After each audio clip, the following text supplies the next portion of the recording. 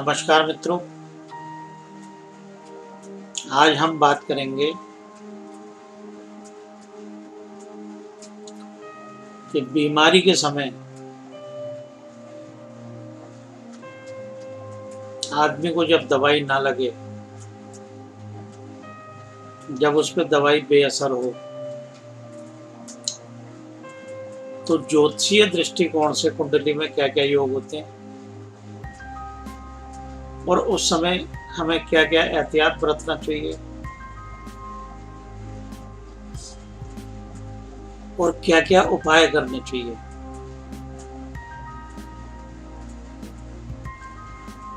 तो मित्रों, आदमी जब बीमार पड़ता है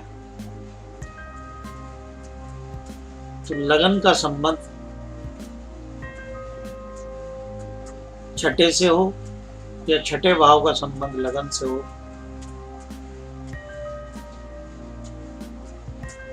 या छठे भाव की दशा चल रही हो और लगन की भुक्ति चल रही हो या लग्नेश की दशा चल रही हो और छठे भाव की भुक्ति दशा चल रही हो, तो आदमी बीमार पड़ता है। और जब लगन का संबंध छठे के साथ आठवें भाव से जुड़ता है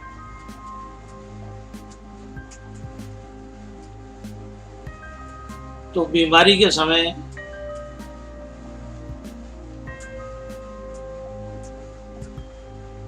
उस व्यक्ति को गंभीर समस्या पैदा होती है,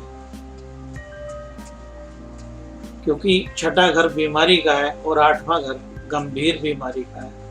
तो ऐसी स्थिति में जातक को कोई गंभीर बीमारी हो सकती है। और जब लगन का संबंध छठे के साथ आठवें के साथ 12वें से भी लगे तो व्यक्ति को उस बीमारी के समय हॉस्पिटल में भी रहना पड़ता है।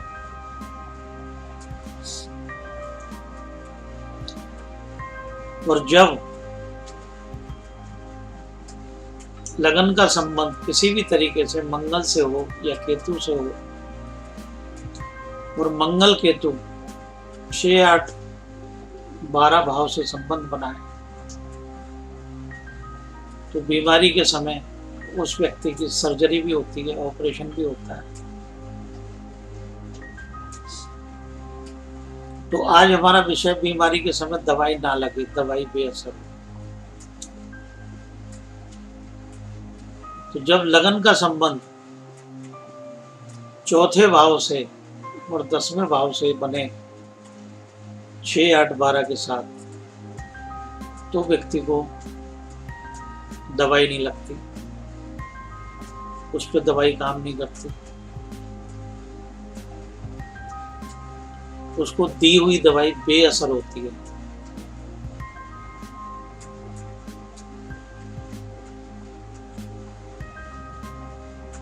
क्योंकि कुंडली के अंदर 5वां भाव और 9वां भाव और लगन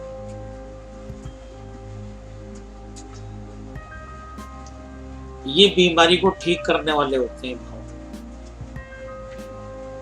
5वां भाव, 9वां भाव और 11वां भाव। लगन को तो ठीक होना ही या लगन को बीमार होना है, दोनों में से एक काम तो हो गई। तो मित्रों, कई बारी एक लगन का संबंध जब 4-10 से बने तो कई बारी ऐसे व्यक्ति को ऐसी लाइलाज बीमारी भी होती है जिसका इलाज नहीं होता, जैसे कैंसर हो गया।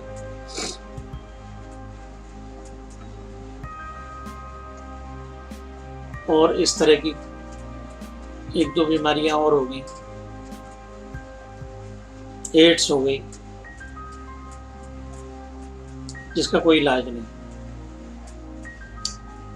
तो मित्रों, ऐसी स्थिति में बंदा इलाज में भटकता रहता है और अपने पैसे बर्बाद करता रहता है। तो ऐसी स्थिति में क्या जतन करें, क्या उपाय करें?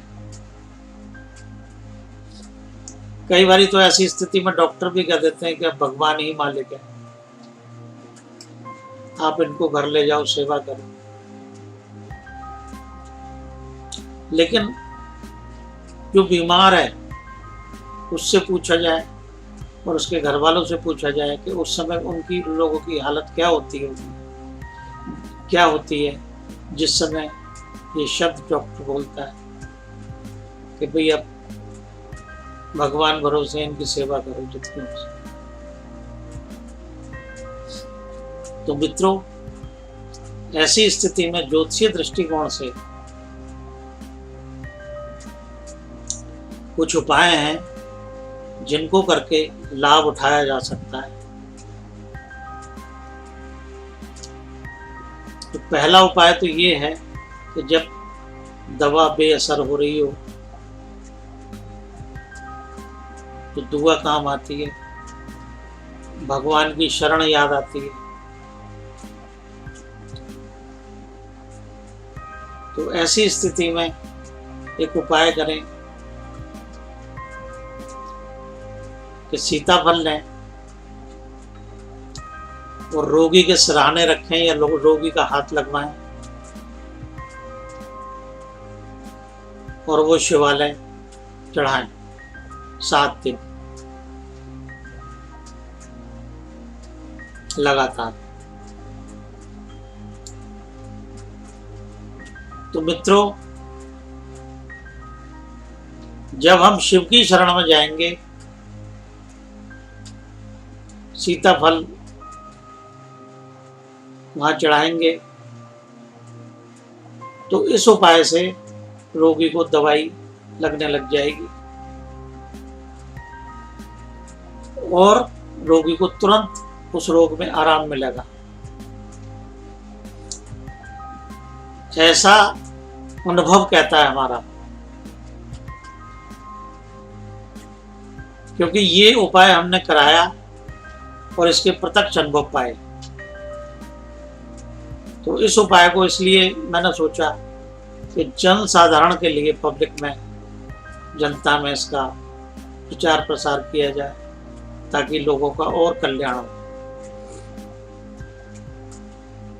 दूसरा उपाय, एक कटहल लिया जाए और वो रोगी के रात भर सिरहाने रखें या रोगी का हाथ लगवाएं और काली मंदिर जाके काली के श्री चरणों में रखें और रोग के लिए प्रार्थना करें कि हे मां भगवती,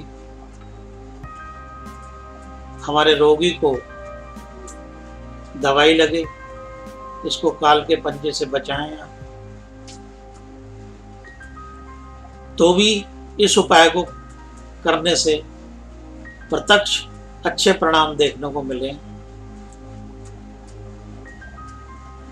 तो ये 2 उपाय मैंने आपको बताए। तीसरा एक उपाय और है। कई बार ऐसा होता है कि डॉक्टर जवाब भी नहीं देते और रोगी परेशान होता है, उसको कभी वेंटिलेटर पे डाल, कभी कहीं कर, कभी कहीं कर, और घर वालों से पैसे भरवाते रहते हैं और घर वालों को पता भी नहीं होता कि हमारे रोगी के साथ क्या हो रहा है। तो ऐसी स्थिति में क्या करें? ऐसी स्थिति में 43 तांबे के पैसे लें और उन्हें किसी लाल कपड़े में बांधें और रोगी के सिरहाने रखें सारी रात या हाथ लगवाएं और सुबह किसी स्वीपर को दे दें या उसको जल प्रवाह कर दें या शिवालय जाके शिव जी की पिंडी में रख दें कि हे प्रभु, या तो इन्हें मुक्ति दे दो और या इन्हें जीवन दान दे दो। तो दोनों में से एक काम करो प्रभु, अब परेशानी देखी नहीं जाती। ये तीसरा उपाय है। अब इसी में एक चौथा उपाय है, इसके भी बड़े अनूठे रिजल्ट देखने को मिले, क्योंकि रोग के समय यदि दवाई ना लगे तो बड़ी बेकट समस्या पैदा हो जाती है आदमी ना तो इधर का रहता ना उधर का रहता, और भयंकर परेशानी उसको घेर लेती है। तो ऐसी स्थिति में क्या करे आदमी? कर्जा करके भी, जैसे किसी की किडनी फेल हो जाए तो ये भी बड़ी गंभीर बीमारी है, उसे हर हफ्ते डायलिसिस चढ़नी है। अब किसी के पास पैसा है, किसी के पास नहीं है, तो ऐसी स्थिति में क्या करे? तो ऐसी स्थिति में 27 नींबू ले, उसकी माला बनाए, इसको हम मुंड माला कहते हैं। और काल से सिर्फ काली या शिव जी बचा सकते हैं, और किसी देवता को इस समय याद नहीं किया जाता। अमूमन या तो महामृत्युंजय का जाप होता है या काली के पास ही जाते हैं उसका खप्पर भरने।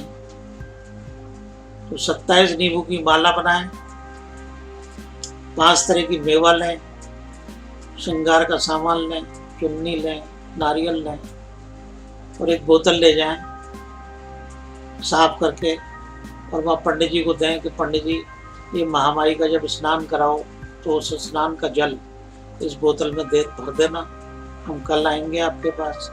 और सुबह जाएं तो विधिवत पूजा कराएं उस काली की, और मुंडमाला चढ़ाएं। जो 5 तरह की मेवा है उसको खप्पर में भरें, माँ भगवती के श्रद्धा से चुन्नी चढ़ाएं, नारियल चढ़ाएं, मेहंदी चढ़ाएं, और फिर प्रार्थना करें। जो भी रोगी के लिए अच्छी प्रार्थना बनती है वो करें। और मित्रों, उस जल को घर ले आएं, उस जल से रोगी का बदन पोंछें, रोगी को जल पिलाएं। तो इस उपाय से भी बड़े चमत्कारिक लाभ मैंने देखे हैं कि इस कलयुग के अंदर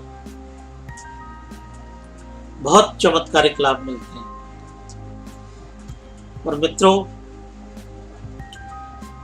जब किसी की सर्जरी हो रही हो, ऑपरेशन हो रहा हो, और उस समय ऑपरेशन के समय खून की जरूरत हो या गंभीर समस्याएं उस समय पैदा हो, तो मित्रों उस समय ये उपाय करें। ये उपाय आपको बड़ा ऑक्सीजन और राहत देगा। एक रामायण लें, लाल कपड़े में बांधें, थोड़े से चावल रखें, और वो किसी ब्राह्मण को विधिवत संकल्प करा के रोगी से दान करा दें। तो मित्रों उसका ऑपरेशन भी सफल होगा और उसको आराम भी जल्दी मिलेगा। तो मित्रों, ये कुछ बातें मैंने बीमारी के समय कुछ घटने वाली जो समस्या हमारे जीवन में आती हैं उनके कुछ उपाय अपने अनुभव से आपके समक्ष रखें। मुझे उम्मीद है कि आप इन उपायों को अमल में लाएंगे, इनका लाभ उठाएंगे। धन्यवाद।